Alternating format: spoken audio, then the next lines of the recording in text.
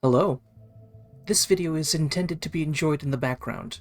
As such, it may be slightly different from what you see in-game. Additional context may also be provided where appropriate. There will be background footage featuring the discussed character. The first resonator in today's video, Yangyang. The streams have guided me to you. I have a feeling we'll be companions for many moons to come. Yangyang is a resonator born in Huanglong.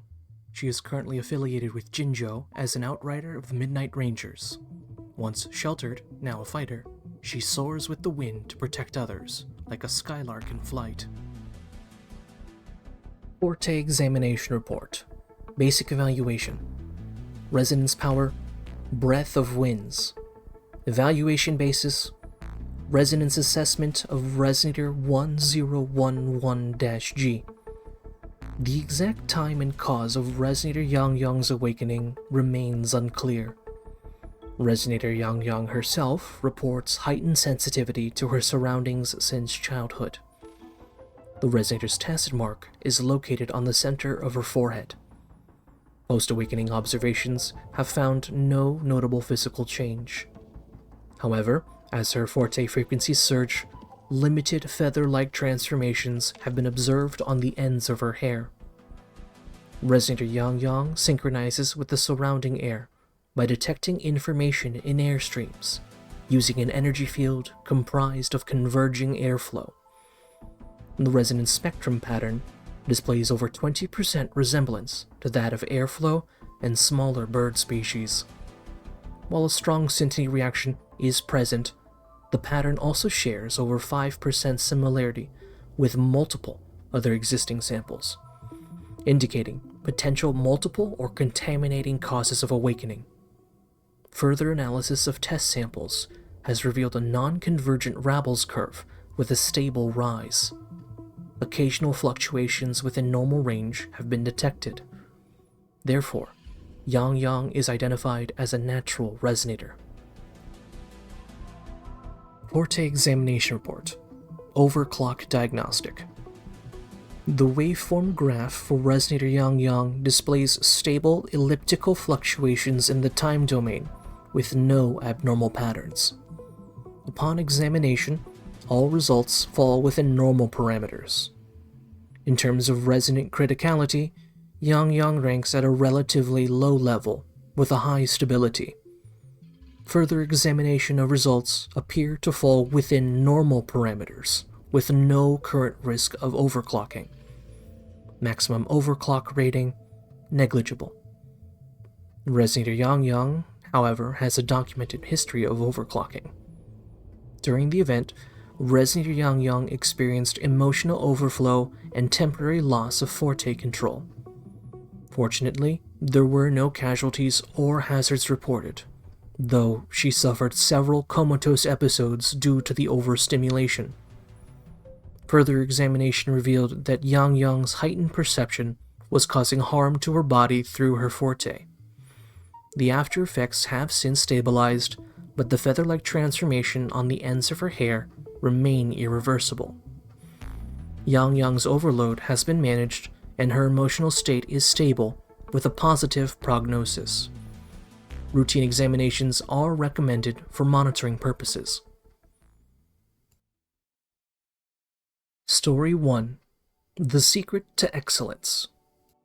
In any social group, there are those who exude a potent, reliable aura that convinces people they could achieve anything, despite not having started or done it before. Yangyang is one such person. People who often interacted with her would always say, "Yangyang? She can do everything really well."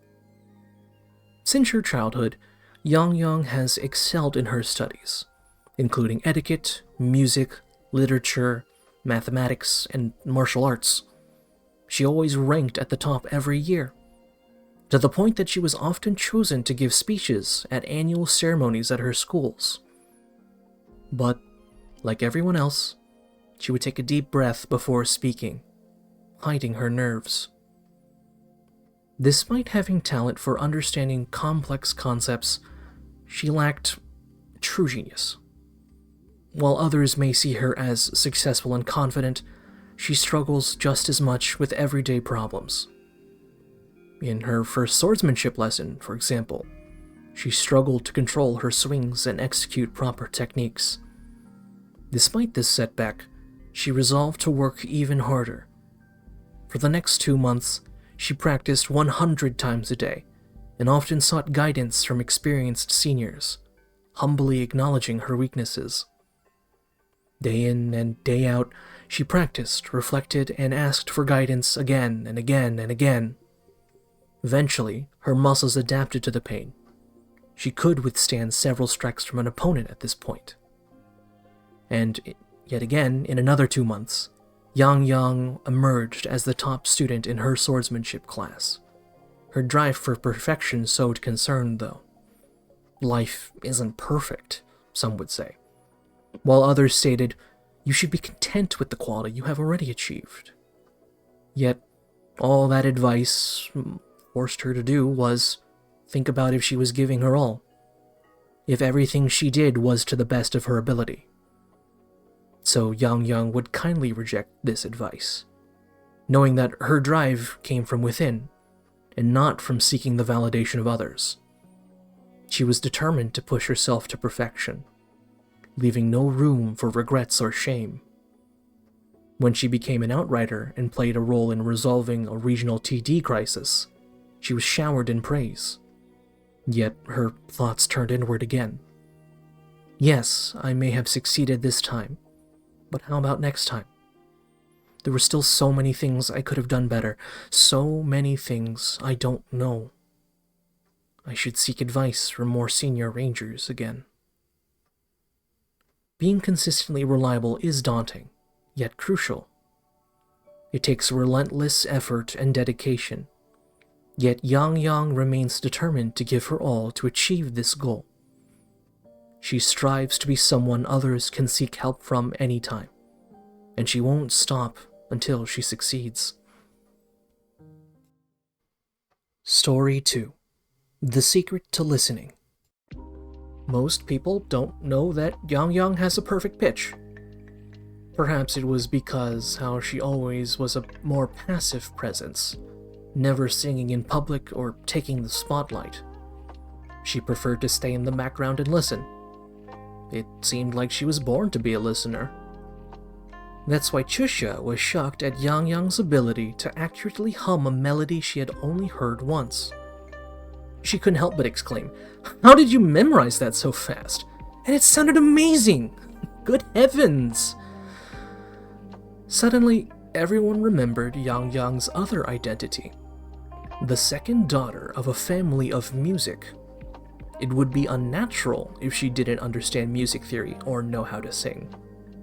This revelation also resolved some previous confusion. That perfect way of dealing with people, that etiquette which seemed faultless to even the most demanding of people. Yes, of course, she had to come from such a well-educated family. However, it also begged another question. Why would the daughter of such a renowned family go to the border city alone, at the expense of her otherwise luxurious life and promising career? Was there an underlying reason that compelled her to leave? If there really was such a reason, Yangyang never mentioned it to anyone. She never complained or avoided responsibilities, whether she was just fulfilling her outrider duties or just spending time with friends. If one had to say, though, it was her outrider companions that complained more, because she was always patiently lending an ear. Many sought solace in confiding in Yangyang, not seeking solutions, but simply venting their stress. She knew this well, and remained neutral, empathizing with the narrator's feelings. She listened without interruption, offering guidance when needed before returning to a silent role. With her help, many tangled and knotted emotions were quietly unraveled. These cathartic sessions proved valuable to many. However, Yangyang's support was not blind agreement. She offered advice prioritizing the speaker's desires. Soon enough, Chixia told everyone about Yangyang's amazing talent, sparking playful requests for a song. Yangyang shyly waved off their request, saying, "Maybe I'll sing it for everyone later. When I'm ready?" She looked sincere. So it seemed not just perfunctory or an excuse. It was truly what she thought from the bottom of her heart. But when would that be? Perhaps she wanted to wait until everyone else who wanted her to hear out their other worries had finished talking. Understanding and critiquing performances requires a deep knowledge of music. However, being skilled in music does not necessitate taking the stage. So thought Yangyang, as she again chose to step back, allowing others to shine. Story 3. The Secret to Believing. The coming-of-age ceremony marks the time when the young make their debut into adulthood.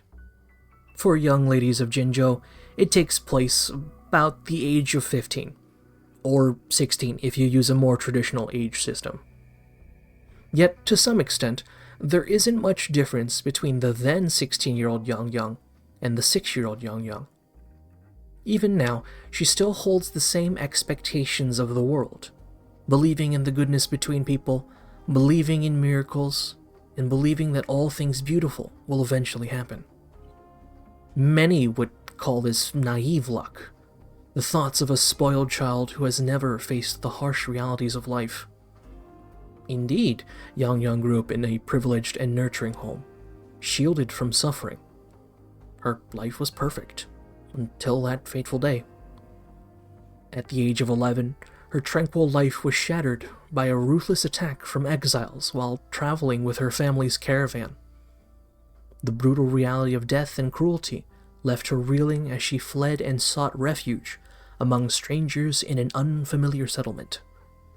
These resilient people lived off the land, cautious yet resourceful. She was forced to fend for herself, adapting to this harsh new world at a young age. She couldn't tell if they were like the attackers or not. Their constant alertness made her question if it was safe to trust anyone. Dressed in fine clothes and alone, she stood out among them, and they too were suspicious of her. Could it be a trap? Yet, at the end of the day, they passed food to her, and she took it. She'd never seen anything like it. Kindness found its roots even in the most barren of lands. Yangyang wanted to repay their trust they released, but her knowledge proved not helpful at all in the wild, and her sword skills proved too childish against real hostility. Everything seemed entirely unfamiliar to her. Yet this was the harsh reality most people had to face, and it felt overwhelmingly agonizing. One day, as Yangyang tried to help an old lady sort out the meager resources they had, she couldn't help but ask, "Grandma, have you been living like this all the time?" "Yes, why? You shocked, city girl?" "Relax, everything will be fine." "But when? Will things really be fine one day?" "Of course! How will good things come true if you don't even believe them yourself? We were skeptical of you too, but we chose to believe. It's the same for you. Gotta have faith in something in life, even if you don't know how it'll turn out. That's what faith is all about." "But when, huh?" Maybe when you grow up, little one." So yes, perhaps Yangyang hasn't experienced enough hardship yet. Or maybe one's inclination to show kindness isn't based on past experiences, but inherent in their character. In the darkest of situations, some will show kindness simply because others chose to trust them. And this in turn will spark more acts of goodwill. Ever since, Yangyang has always spread kindness to strangers, sparked by that one encounter. Of course, her kindness is not without boundaries. Betrayal can turn her warm breeze into a harsh storm. But she still holds on to hope, believing in the power of goodness. She chooses to trust and expects the best from others. This is her chosen way to make the world a better place. Story 4. What Wind Taught Her. Yangyang has fallen into the wind 3 times. The first was when she fell from her mother's arms. Shortly after her birth, Yangyang was already surrounded by love. Her mother playfully swung her in her arms, pretending she was flying and landing.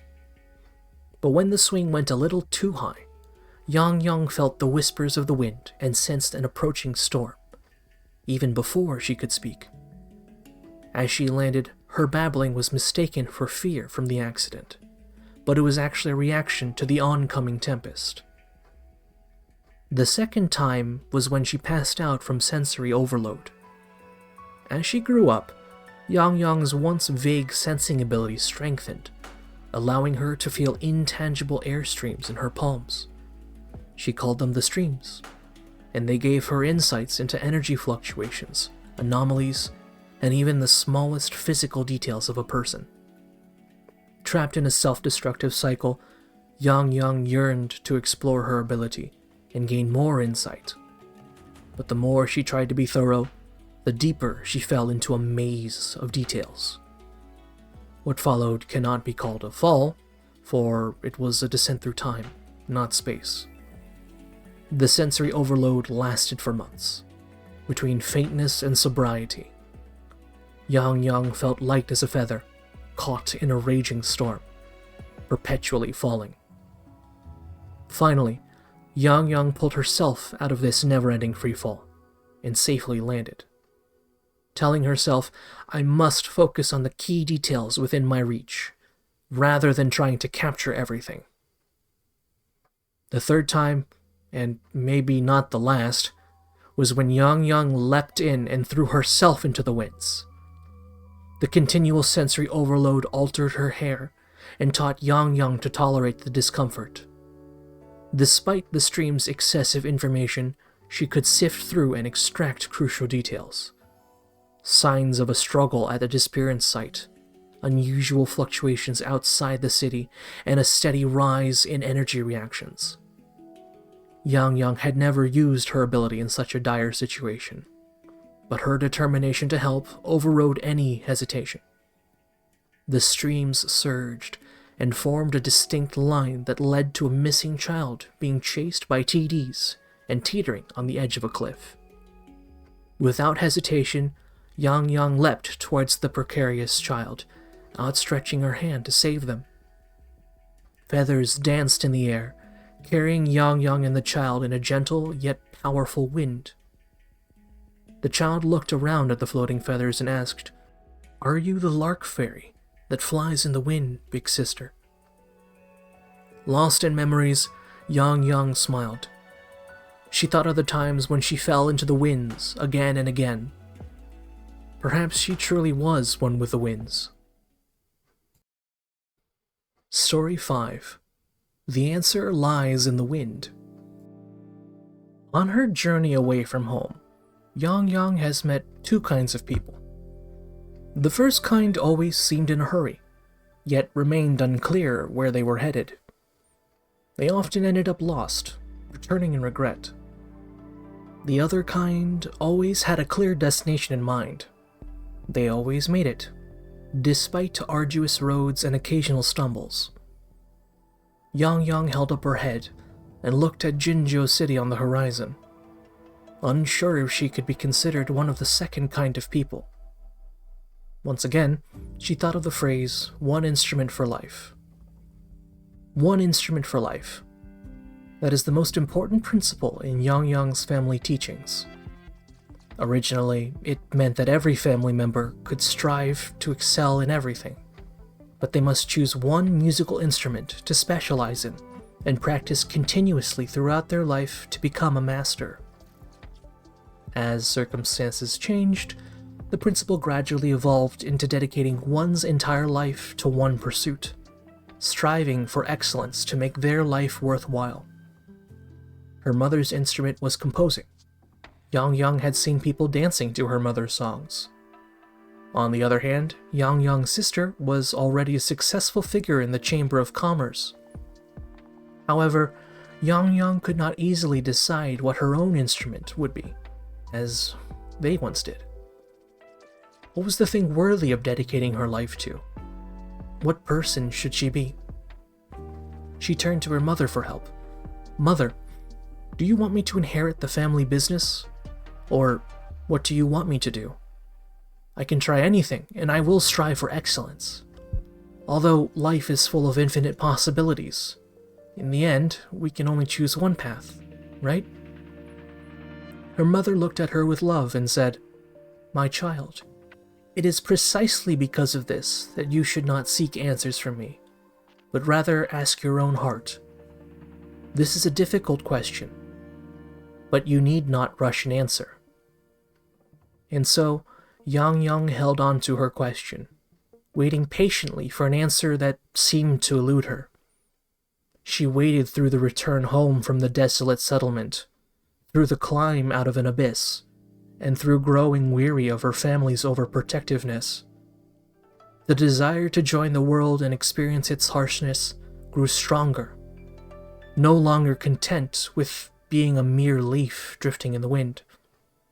She longed to bear the weight of reality instead of hiding from it. That was when a sudden ambush in the wilderness resulted in heavy casualties from tacit Discord attacks on the front line. News of this tragedy quickly spread through the city, igniting feelings of sorrow, anger, and despair among its inhabitants. Emotions boiled over, with people gathered around a bonfire. Tears flowed freely, hoarse cries echoed through the night, but by morning, grief had become a luxury as life returned to normal. Yangyang stood among them, tears streaming down her face. She hadn't experienced any personal loss, but witnessing their sorrow and the joy of any rescued children stirred something inside her. It was a transformative moment, as she realized her true calling: to protect others, just as she had been protected before. She wanted to shield them from misfortune, and give them hope for a brighter future. As Yangyang stood at the edge of Jinzhou on her enrollment night as an outrider, she gazed at the sky and the bustling residents below. Doubt crept in as she questioned her ability to protect these lively citizens, a responsibility she had always dreamed of fulfilling. The streams came from afar and held Yangyang in their embrace, dispelling her last bits of doubt.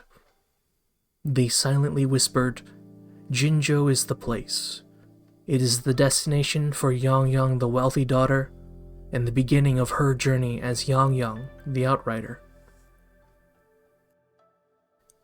If you were to ask Yangyang what 3 of her most precious items would be, the first would be her striped ribbon. Yangyang's blue beret always has a delicate ribbon attached to its brim. It's her signature look, and a precious gift from her mother before she embarked on her journey. To Yangyang, it symbolizes her mother's blessing and marks the start of her own journey. She holds the resolution she made when putting on the ribbon, determined to see it through to the end. The second item would be a sound recorder she often keeps on her person. As Yangyang grew accustomed to the constant presence of the streams, she began to contemplate capturing the fleeting sound of the wind. With the help of Baizhi's modifications and innovative energy conservation technology, a device was created that could store the streams as visual and tangible information. Whether it be the gentle sound of snow falling on a mountain, an untold story, or a poignant moment that brings tears to one's eyes, Yangyang now had the ability to record these realities that her senses were tuned to. The third item isn't exactly a single item, but a series of them she calls her all-in-one.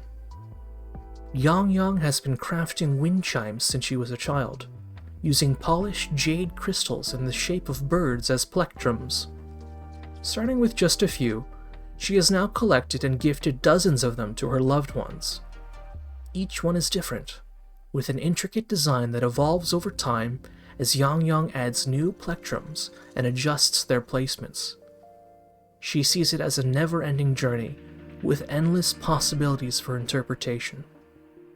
Despite not knowing what kind of melody the wind chimes will eventually create, Yangyang stays true to her original intention, a lifelong pursuit of perfecting her craft, just like her family's tradition of one instrument for one life.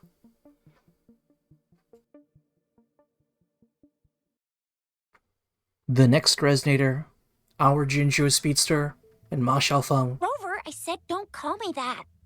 Never mind, we don't have time for this. Chixia. Chixia is a resonator born in Huanglong. She is currently affiliated with Jinzhou as a community patroller for the Public Security Bureau. She lights up the streets of the city, always ready to be the hero for someone in need. Forte Examination Report. Basic Evaluation. Resonance Power, Gallant Blaze. Evaluation Basis, Resonance Assessment 2893-G. Resonator Chixia experienced her awakening 6 years ago after being exposed to extreme temperatures and blazing flames. The tacit mark is located on her lower left abdomen. Post-awakening observations have found a change in hair color to red and a significant increase in body temperature. She is capable of converting the frequencies of high-temperature substances into tangible flame ammunition. The resonance spectrum pattern has been observed to align closely with that of flames. A strong syntony reaction has been observed, but the cause of Chixia's awakening remains unclear. Analysis of test samples has revealed a non-convergent Rabel's curve, with a steep rise in the middle section. Therefore, Chixia is classified as a mutant resonator. Forte Examination Report. Overclock Diagnostic. The waveform graph for resonator Chixia displays stable, elliptical fluctuations in the time domain, with no abnormal patterns. Upon examination, all results fall within normal parameters. In terms of resonant criticality, Chixia ranks at a high level with a high stability, resulting in a minimal risk of overclocking. Maximum overclock rating, negligible. Resonator Chixia has no documented history of overclocking. Routine examinations are recommended, while psychological counseling is currently deemed unnecessary. Story 1. Morning Routine. Chixia's ancestors were migrants to Jinzhou's Central Plains, with later generations gradually settling in the city itself. The family is well known for their deep passion and their expertise in the world of spices. Their vivacious personalities are a natural fit to city living. Even as the sun paints the Jinzhou skyline with its morning light, the first sign of activity would always come from Panwa's kitchen, where plumes of smoke billow from its chimney. A loud and clear voice cuts through the rising hustle and bustle. "Morning, Mrs. Panwa. A bowl of handmade noodles, please. Extra numb and spicy." The energetic and boisterous greeting captures the attention of several children nearby, their eyes lighting up with admiration. "Miss Chixia, when are we having today's overdashing lessons?" one asks eagerly. "Your students look more psyched than you are," Panwa teases as she readies Chixia and the children's breakfast. "What's the hurry? I'm not even warmed up yet. Plus, you can't work on an empty stomach," Chixia replies between mouthfuls of noodles. For her, an energetic day begins with a spicy tingle to the taste buds. Each bite of chili peppers is washed down with steaming soup, as her body glows with warmth. With the last slurp of noodles, Chixia wipes her mouth in satisfaction. "Now I'm all fired up." Story 2. The Famous Hero. There's a saying in Huanglong that goes, "One should do good deeds anonymously." Chixia, however, doesn't subscribe to that. If we all stay anonymous, how will people know who to call for help next time they're in danger? A hero must shout their name loud and clear for everyone to remember. She set this goal on her first day of aspiring to become a hero. Since childhood, Chixia has been enamored by superheroes like Speedster and Fiamma from the hero plays, their names invoking courage and comfort. She dreamed of making her own heroic name, one that would be remembered. Whenever she helped someone, Chixia always made sure to leave her mark, even teaching children to write down her name, one stroke at a time. And just like that, her name has spread throughout Jinzhou like wildfire. It's become a sort of staple in the city, with people constantly calling out Chixia whenever they need help. Even foreign merchants, unfamiliar with the local language, mistook Chixia as a customary greeting. Since everyone is shouting it, why not follow the trend? Despite her unwavering determination and fiery passion, Chixia still has her worries. She has been bravely battling bandits, TDs, and those suspicious figures in red on the outskirts of Jinzhou. But dangers always surface in unexpected ways, despite her efforts to protect the city. Has she truly lived up to those standards of a hero in everyone's eyes? Despite her doubts, Chixia finds solace in the smiles of those she protects. In that moment, all worries dissipate in an instant. On the other hand, the children of Jinzhou don't care about that at all. In their games of play pretend and make-believe, they already have given the hero's role to their fiery big sister Chixia. Story 3. Ignite the Shadows. Jinzhou is known for its spectacular hero plays, and Chixia cannot get enough of them. The drum beats, poison actors, and graceful water sleeve movements never fail to impress. But her favorite technique is the Kindle Fire move, symbolizing Fiamma's grand entrance. A torch is lit in darkness, shooting a fireball into the sky and igniting surrounding candles. The audience is mesmerized by this stunning display, as the faint smell of burning wood fills the air. Familiar lights and smells always takes Chixia back to her childhood. She remembers journeying in the wilds with her parents, setting up camps as they migrated to Jinzhou. At night, the wilderness was treacherous. The silent darkness swallowed everything in its path, including Chixia's small tent where she huddled for safety. In the dark, Chixia clung to her blankets and recited the hero stories her mother read to her before bed, hoping for Fiamma's protection against lurking TDs. Soon, a small fire flickered in her mind. Little Chixia's gaze fixed on the tent's fabric wall, captivated as the flame grew brighter and brighter. "Look, it's Fiamma!"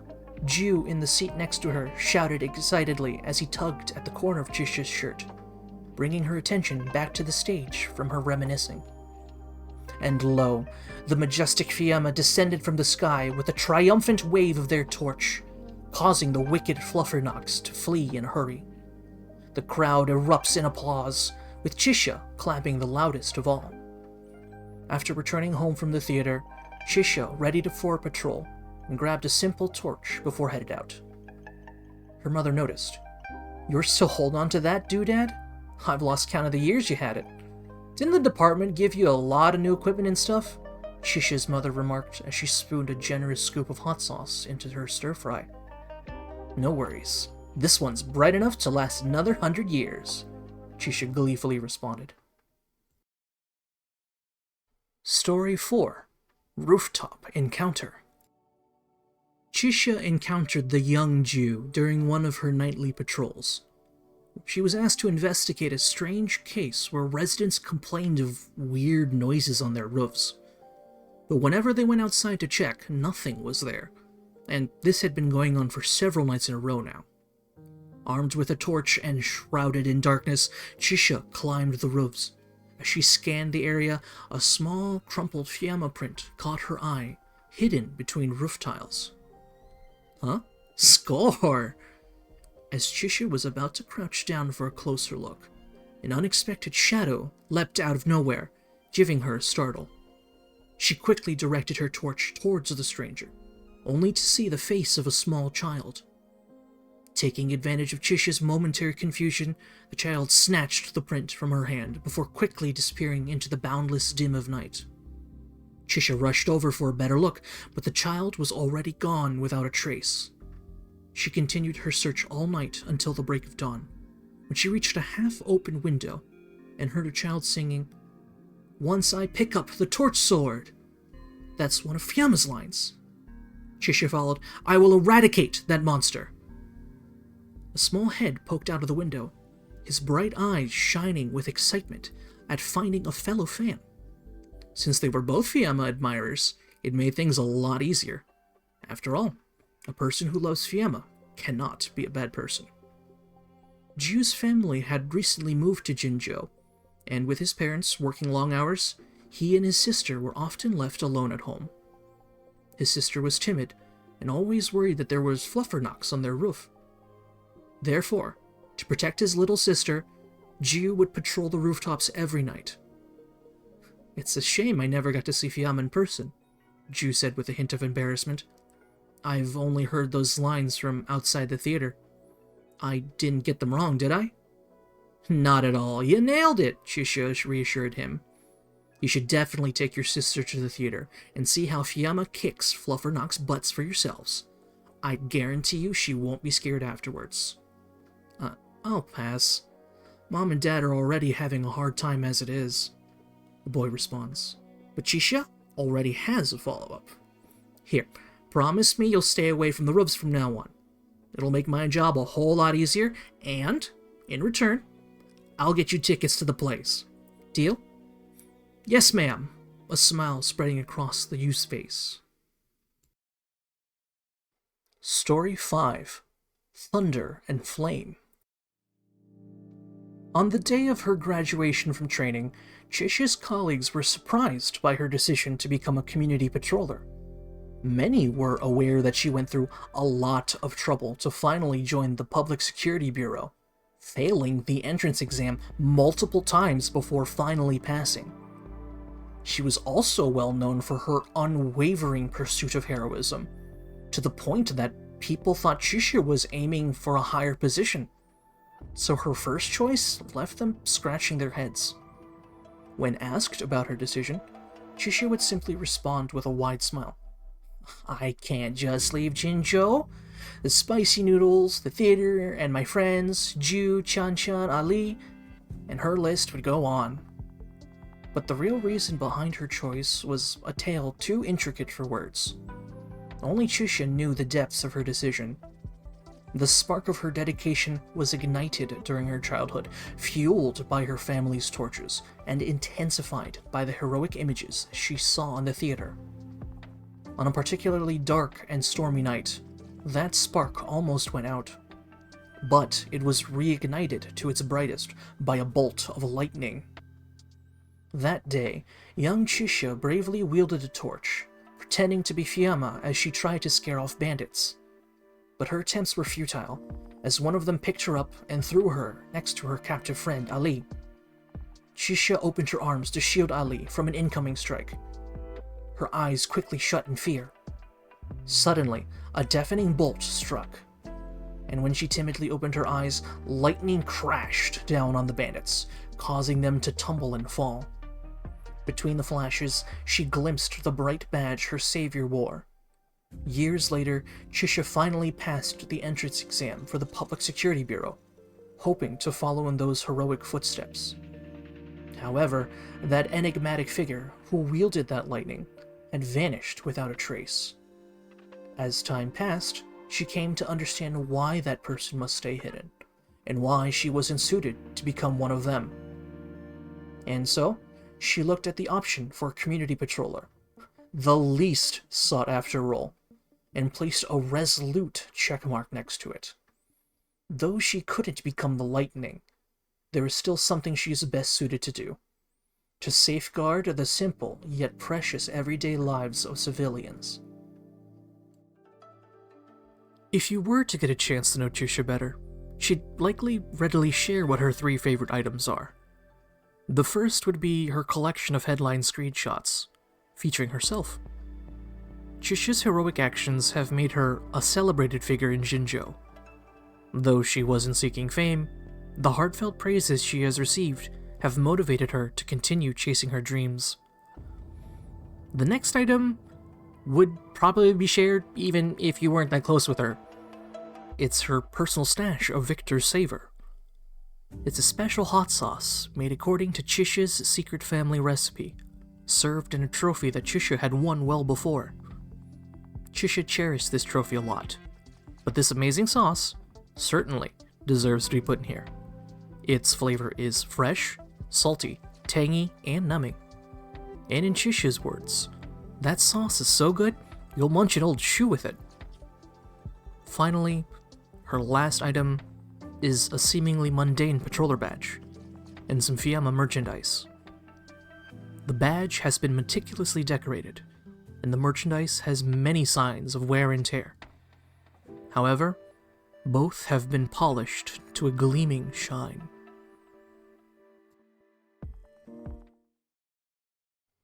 The next resonator, Baizhi. May this journey bring us closer to the truth. Baizhi is a resonator born in Huanglong. She is a researcher with a focus on remnant ecoacoustics. Baizhi's once unfulfilled wish has now manifested as a loyal companion.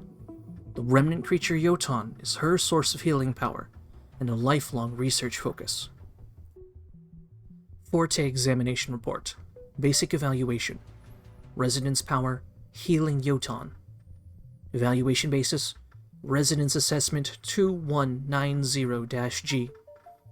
Resonator Baizhi experienced her awakening 4 years ago, after being exposed to a strong remnant energy source 1 year prior.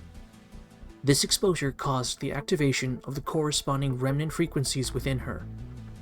According to Baizhi's recounting, she experienced a strong urge to revive a teammate during her awakening. As a result, the aforementioned frequencies manifested as a remnant creature that now serves as her companion.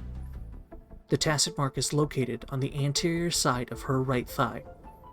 No significant physical alterations after awakening have been observed. However, when exerting her forte, the tacit mark emits a faint white glow with a manifestation of the above remnant creature. The creature is translucent white in color and resembles the petals of plants of the Aphelium genus. It is unable to vocalize in human language, but can communicate with Baizhi through telepathy. Resonator Baizhi cannot directly utilize her forte, but she can leverage extremely low temperatures and her remnant creature's healing ability to treat injuries in her vicinity. Resonator Baizhi's resonance spectrum pattern does not resemble any known frequencies. However, it shows a certain level of similarity with the fluctuations of remnant energy, and it possesses a strong synteny response with Yotan, her remnant creature. Despite these connections, the cause of Baizhi's awakening remains unclear without adequate theoretical evidence. Analysis of test samples has revealed a non-convergent Rabel's curve, with a gradual increase, followed by a steep rise in its middle section. Therefore, Baizhi is classified as a mutant resonator with a dormant period. Forte Examination Report. Overclock Diagnostic. The waveform graph of Baizhi illustrates an elliptical fluctuation with a stable time domain. No abnormal parameters are observed in the test sample. Resonant criticality, high, with a high stability, with no risk of overclocking. Baizhi has no documented history of overclocking. Counseling is deemed less necessary, but regular examinations on the remnant creature's status are recommended to mitigate any potential latent risks. Story 1. The Principle of Simplicity. Baizhi's presence brings a quiet stillness, isolating her from the bustling crowd. She often remains composed and self-sufficient, unfazed by unfinished work or challenging problems, and often well known for diligently studying until she grasps a topic with ease. This sense of calm would unnerve people, unintentionally creating a feeling of distance. People can't help but imagine themselves being pushed away. Additionally, her colleagues in the academy would often remark that she seemed cold and difficult to approach, despite working in the same department. She was rarely seen engaging in casual conversation, or joining in on shared frustrations and joys. Instead, they would often find her methodically analyzing data, seemingly lost in her own world of logic.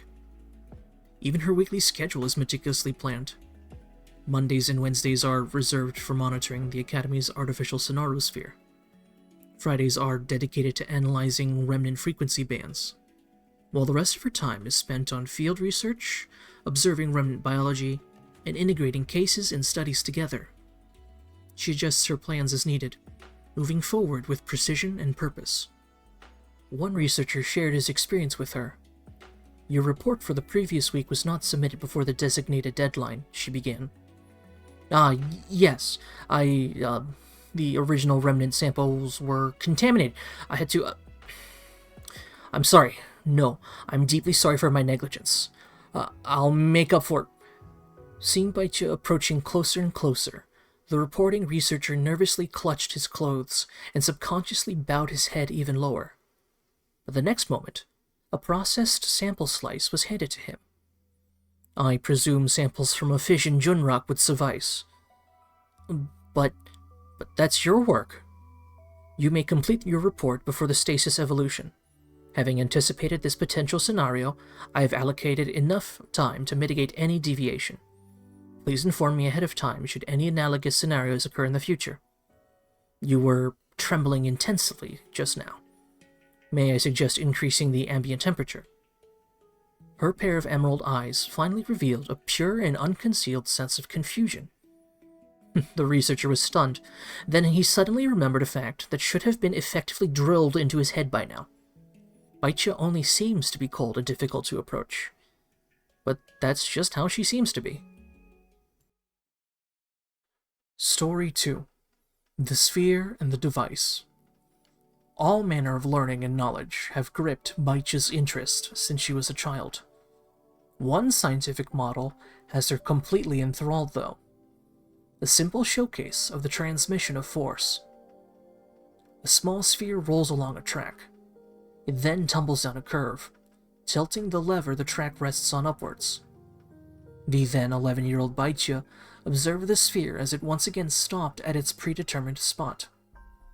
She concluded that no matter how complex it may appear, the sphere would always roll uncontrollably towards its destination, according to the device's design. This brought to mind a hypothesis she had recently read about.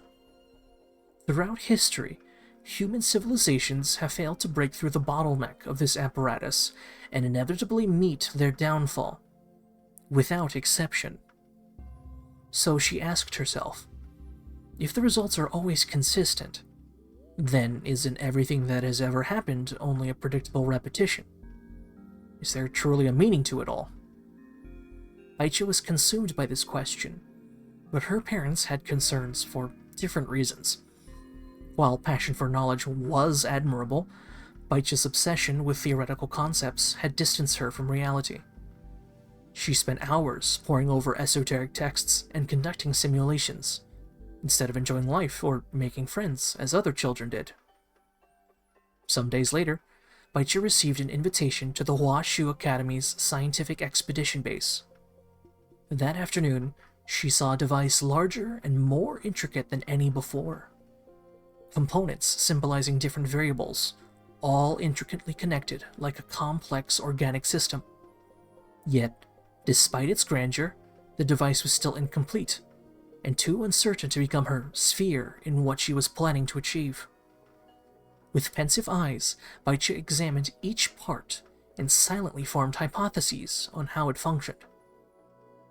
A voice called out from behind her. "How do you like it? Our team plans to finish building this someday." The group's leader, who triumphantly returned from one of many scientific expeditions she led, smiled warmly at Baizhi, who responded by pointing. "Right there. If designed in such a way, the remaining energy will not be adequate to support the further distances. Thus, information cannot be transmitted." "Aha, so you've spotted its problem already. The director was right about you. You really are talented. What say you? Do you want to join us?" The young girl responds, "Any ruling sphere will only end up in one way, to ultimately stop at a certain location. But I fail to see where your design will end up." The leader responds, "I would say it would be in a place unknown for now. But it could be known one day. I agree there must be an endpoint. As to where it should end up, well, Maybe you can join us to help us find the answer. Together. As she finished speaking, the half-open door suddenly burst open, revealing the rest of the team, who had been hiding behind it.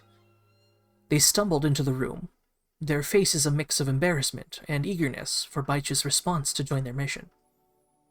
In that moment, Baichi thought she heard a faint crackling sound of a sphere being placed into its starting point. Story 3. A Close Encounter. On her 4th year with the scientific expedition team, Baichi encountered a certain remnant band for the first time. During that time, Baichi's passion for research was at its peak. She was no longer isolated in her studies, and she delved into every aspect of civilization with the rest of the scientific team. As she ventured out into frigid environments, she came to realize that true cold cannot be defined by a simple temperature reading of -25 centigrade. It was more accurately painted by endless blankets of white snow, the shivers that crept through insulated gear, and the desperate knocking of frozen instruments. This theory was merely a skeleton, in need of real feelings and experiences for true understanding. Baichi dutifully accompanied her team to other sites, not just ordinary ruins, but surreal places filled with remnant energy, pure and complete information that remained elusive and intangible. Despite their advanced technology, they could not capture or analyze this powerful force. Baichi's 9th Sonarosphere expedition revealed a breakthrough, however.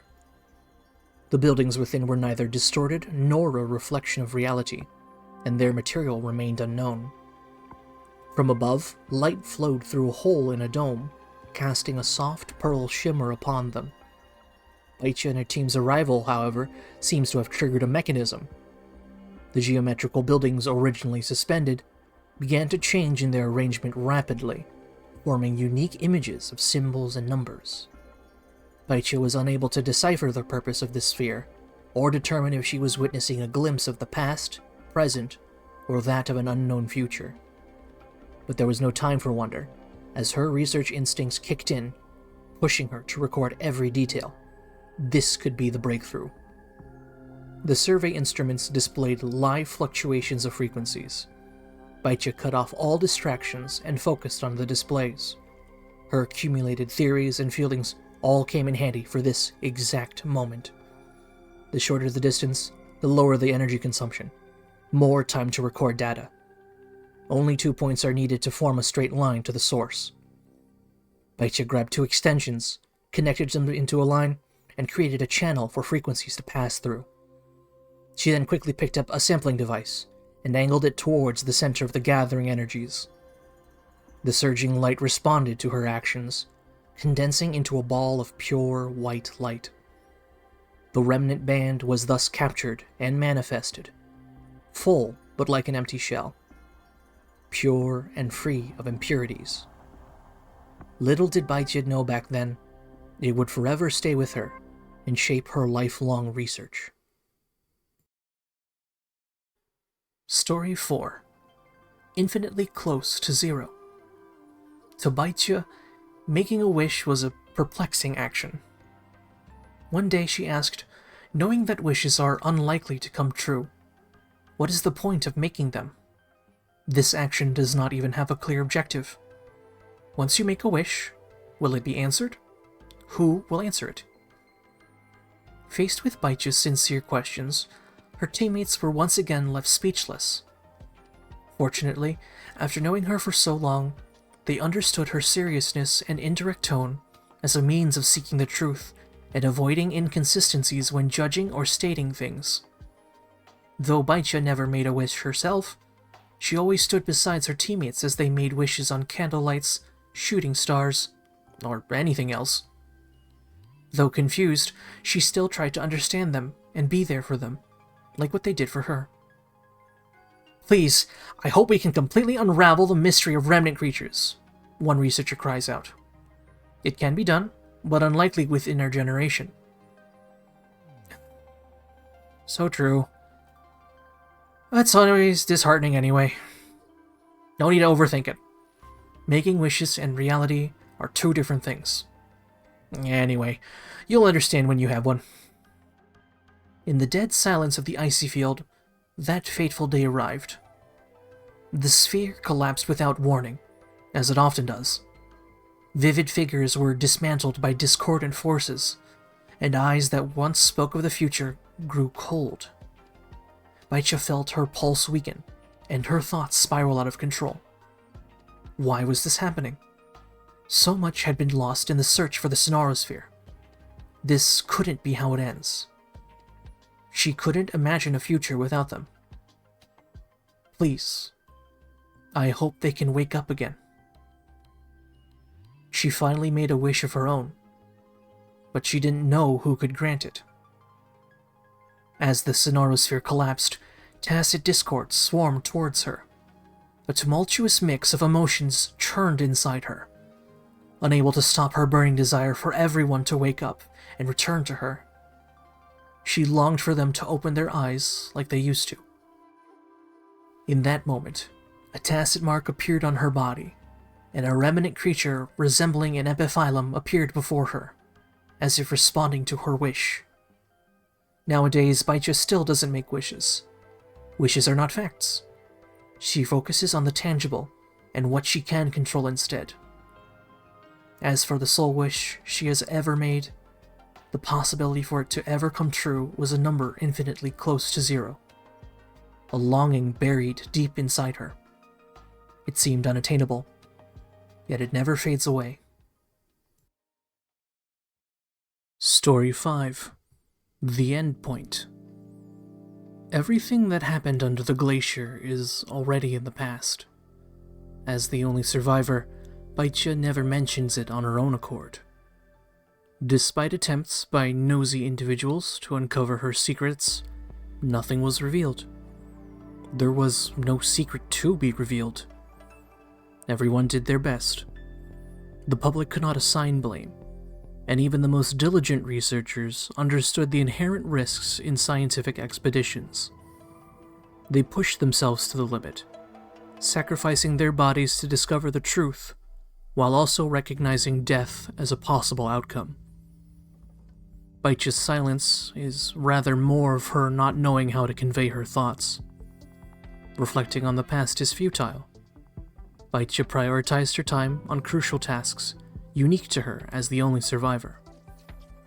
Soon after joining the academy, Baizhi was seen rushing between various labs in the branch of remnant ecoacoustics, making countless innovations in the fields of wave-band analysis, applied echo studies, and simulated sonorospheres.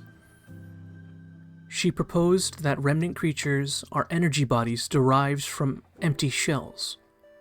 They may be able to resonate with humans and manifest in a form beyond the band. By mastering the principle, humans may be able to develop artificial sonorospheres and more remnant creatures. These hypotheses shocked the academic community, but the remnant creature that returned from a sonorosphere with her perfectly proved her point. She dubbed the remnant creature Yoton, after Yudombara, a mystical flower sometimes associated with the epiphyllum. This night-blooming flower, like the elusive Dharma and this ultimate truth, vanishes quickly after a brief blossom. Despite years of searching, researchers have only found glimpses of what they seek, a concept no more tangible than the ephemeral epiphyllum blossom. Perhaps the name was a tribute to her lost comrades, or a constant reminder to keep pushing forward in her quest. So many answers await, and Baizhi knows she must find them all. But she doesn't rush, for the destination lies ahead. She takes each step with patience as she journeys on before time runs out. And this is not a lonely journey, for Baizhi has found a partner along the way, someone who shares her path and purpose. In the outskirts of Huanglong, Baizhi met the honored guest for the first time. Though she did not know where they came from, the moment Baizhi witnessed them absorbing the sound of an echo, that tiny crackling of a sphere rang in her ears again. Look, she thought. The unknown truth. It is within humans' reach indeed. If you know a bit about Baizhi's past, you might be able to guess her 3 favorite items, though she's never really talked about them in detail. The first would be a pair of simplistic rings. Baizhi's been preserving this pair of rings from her time at Huashu Academy. They are identical in shape and style, with only slight differences in wear. Their origins are a mystery. Some say they're a memento from a deceased family member. Others claim that they are some kind of remnant technology device that Baizhi and her team created to strengthen her bond with Yotan. Though no one really knows why Baizhi cherishes these seemingly modest rings so much, and Baizhi has never really cared to explain why. Only she knows deep down that they are the embodiment of her past team's efforts, and a reminder she keeps around. She'll never forget her teammates and mentors who sacrificed themselves deep in that icebound plane, and the teachings and expectations they would have held for her. They push her to never lose her way, and continue the research of remnant ecoacoustics. The second item might be a bit more apparent to those more keenly aware of her research. Her miniature Yotan model. Baizhi meticulously studied the behavioral patterns of Yotan and recorded detailed data. But many mysteries still surround this remnant creature. What is its composition? How did it come into existence? And are there other similar creatures to be found? Inspired by her colleagues' words, Baizhi embarked on a modeling project to recreate Yotan. The result is a complex model consisting of 205 components. It's said that Baizhi can assemble it flawlessly, even with her eyes closed. While not as intricate as the real Yotan, this model serves as a deconstruction and ambitious attempt to replicate the creature from frequencies to a physical form. Finally, those who are more keenly aware of her past know that she takes good care of a Medal of Honor. Huanglang officials presented this medal to the entire expedition team for their contribution to the field of remnant ecoacoustics, and for their courageous research spirit. As the only survivor of the team, Baizhi received this medal on their behalf, and has kept it ever since. It is a remembrance and an honor. There are still many uncharted territories in the field of science. At the slightest chance for discovery, humans will seek out these echoes of the past. This is the spirit of what it means to research remnants. Thank you for listening. If you want to leave a comment, feel free to do so. Have a nice day.